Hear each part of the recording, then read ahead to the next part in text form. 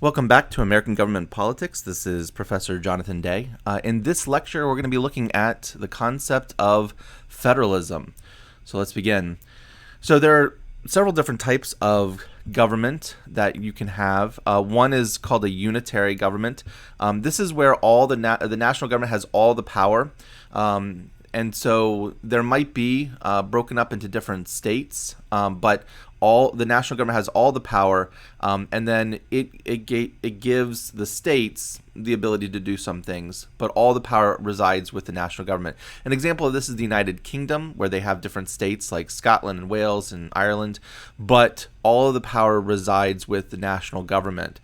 A second type of government is the confederal type of government. This is where you might have a national government, but all the states have the power. So each individual state has the power. A great example of this is the Articles of Confederation, where the states were able to, the only way that national government could do anything is if all the states agreed to it. This essentially meant that the states had all the power. And then finally, there's the federal type of government, which is the concept of federalism. This is the balance of power between the state and national levels of government. And the United States, Canada, Germany, there are several countries that have this type of government. But the United States opted for this type of government in the founding of our Constitution. And this, of course, has ramifications in terms of how we live as citizens. So we are both obligated to follow the laws of our individual state, but we're also obligated to follow the laws of the national government. And the reason why this system works really well is because the states and the national government check each other in terms of their power, and allows for the citizens to have a lot more freedom maybe than they would have under a confederal or a unitary type government. Some key parts of the Constitution that outline the concept of federalism. First, one that you have to understand is the Supremacy Clause.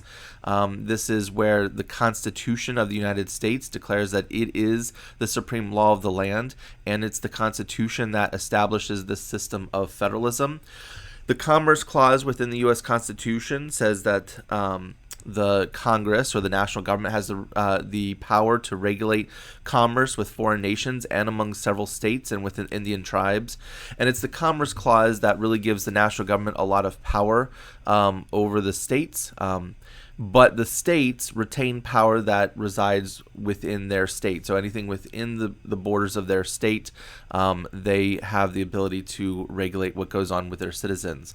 And then you have the 10th Amendment, which is a key amendment to the Constitution. It's part of the Bill of Rights. And it says the powers not delegated to the United States by the Constitution, nor prohibited by it to the states, are reserved to the states respectively or to the people. And essentially what this means is that in Article 1, as we saw in the Constitution, the national government has a string of powers, such as declaring war and coining money, punishing pirates, and so forth. And the state governments then have all the power that's not delegated to the national government. So things like police, healthcare, education, and so forth.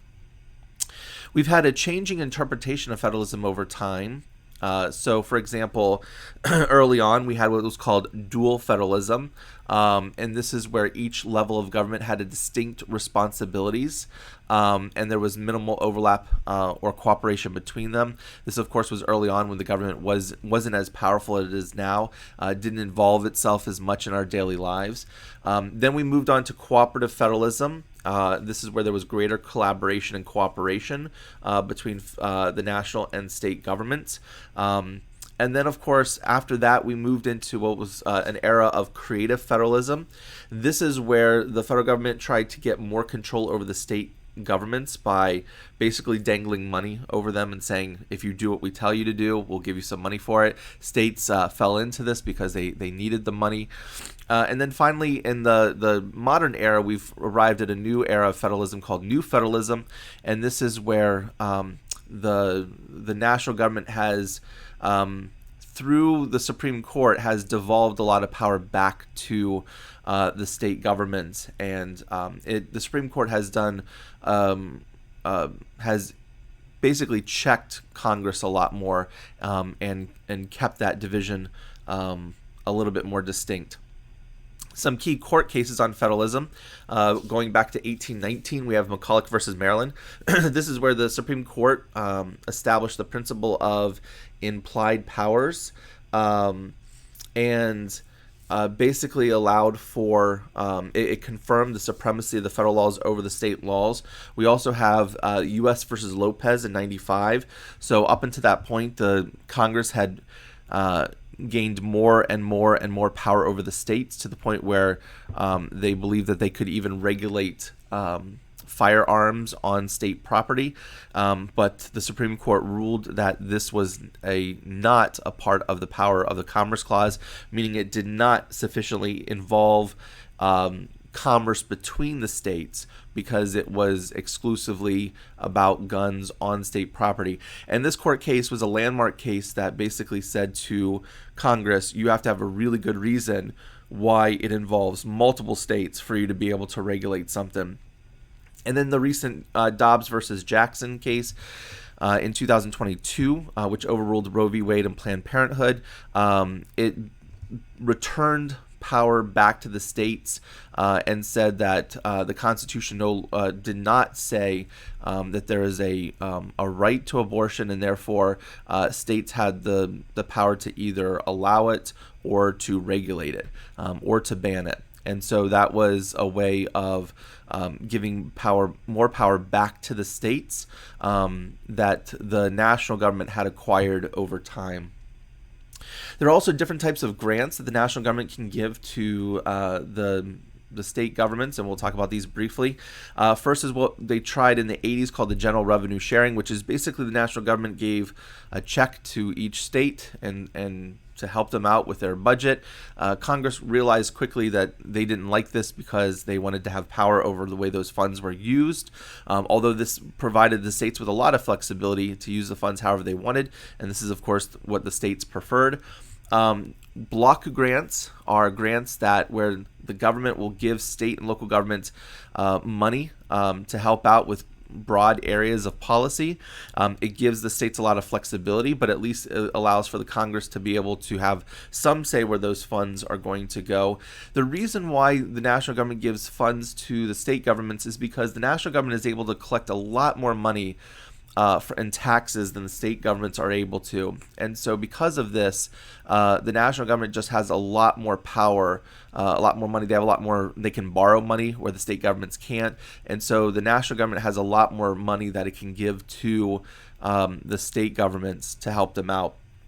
And then you have categorical grants. These are grants that come with specific requirements and deal with specific policies. Like, for example, they might say you can have this money, but you have to give body cameras to every police officer with the money. And so categorical grants give Congress the most power over how those funds are being directed, but it also, it lowers the flexibility of state governments who may not need it for that specific cause. And then you have unfunded mandates, which is the worst for states because it's the national government telling states you have to do something, but we're not going to give you any money for it. And those are unfunded mandates. Finally, there are key clauses for interstate relations that you should know about. The first is privileges and immunities. The citizens of each state shall be entitled to all privileges and immunities of citizens in several states. This is a really interesting clause, by the way, because the way I tell it in class is that, if you go shopping in Iowa and you're from Illinois and someone is hijacking your car, the police can't look at you and say, we don't care because you're not from Iowa. They have to protect you in the same way that they would protect any resident of their own state. This was a big deal a couple hundred years ago, where states were a lot more state-minded and only wanted to help their citizens. But it is interesting to note that other states are required by the Constitution to help you out even if you're not from their state. And then finally, the full faith and credit clause. This is the last clause that's important for this concept. And basically what this clause is saying is that if you have a public record in one state, that public record has to be has to be recognized by other states. So, for example, if you get married in Illinois, then when you move to Iowa, then that marriage has to be recognized in Iowa. Or same thing with a driver's license. If you get a driver's license in Illinois and you drive to Iowa, that Iowa has to recognize the Illinois driver's license. And so this allows for, of course, there to be a unification of the country, right? So that if you just move into another state, you don't have to redo everything that you've done already, such as getting married, quickly changing a driver's license if you're just traveling across the state. And so it allows for the country to have unification in this. So those are the key clauses in the Constitution with regards to federalism, and we'll see you in the next lecture.